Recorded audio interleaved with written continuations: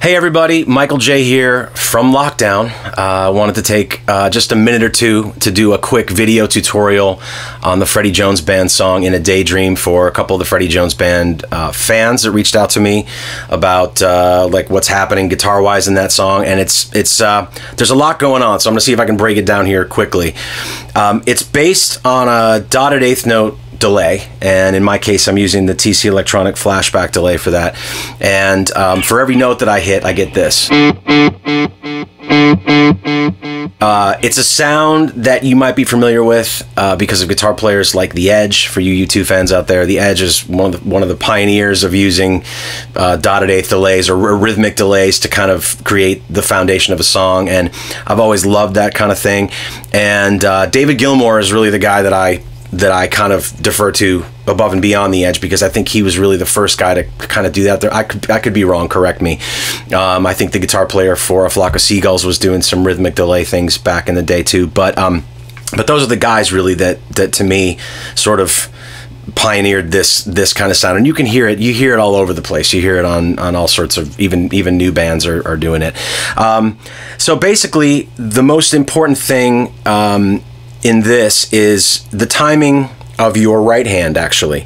I had a young cousin who messaged me a few years back. She was just starting to learn guitar, and she wanted to know what I thought the most important thing was, and I told her timing. You get a metronome. Start practicing with a metronome. Start practicing with your favorite records, and get your timing right. And I told her that even if she was a little sloppy on changing from chord to chord, if her timing was right, it would actually be perceived as more accomplished than it really is. And I think that holds true. Timing is very, very important, and I've been really blessed to play with some really great drummers through my career, Tom Hurst being one of them.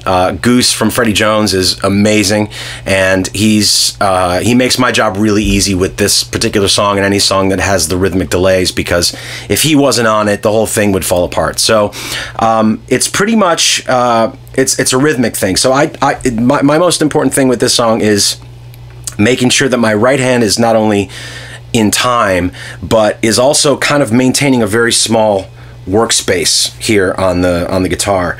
So it's not, I'm not sloppy and flopping around. If you do that, it's a recipe for disaster. So I just keep my right hand very controlled and very kind of small movements like this.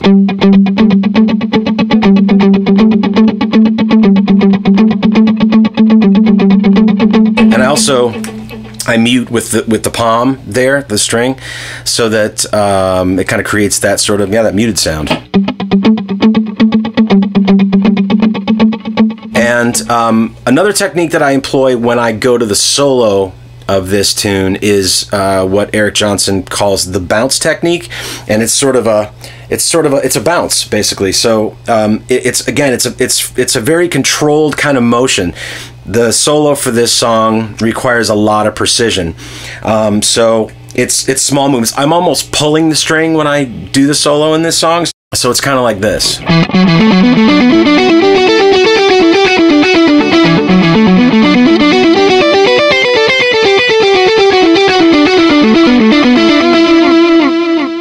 So hopefully you can see that and see what that's kind of achieving. It's just a very controlled kind of thing. So I would say work on your timing. Get a nice echo unit that does dotted eighth note delays, and crank up your mix to 50% or more. You want almost equal amount of echo kind of happening as guitar. So hopefully, oh, another important thing I wanted to get to before I close out here, gain. I don't like a lot of gain, especially for songs like this. Note definition is incredibly important to me.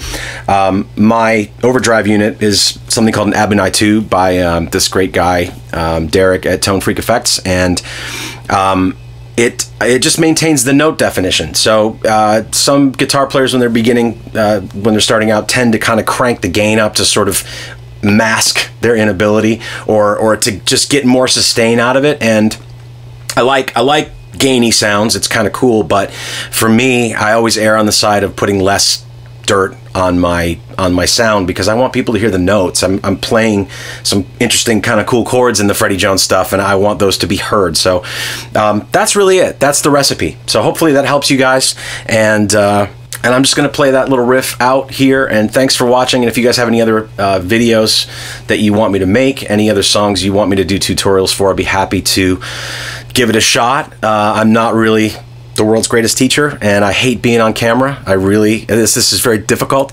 So hopefully you enjoyed it. Hopefully this has been informative for you. Just a quick rundown on the gear. I'm using a Valve Train Bennington Reverb, a single 12 with an SM57 straight into Pro Tools.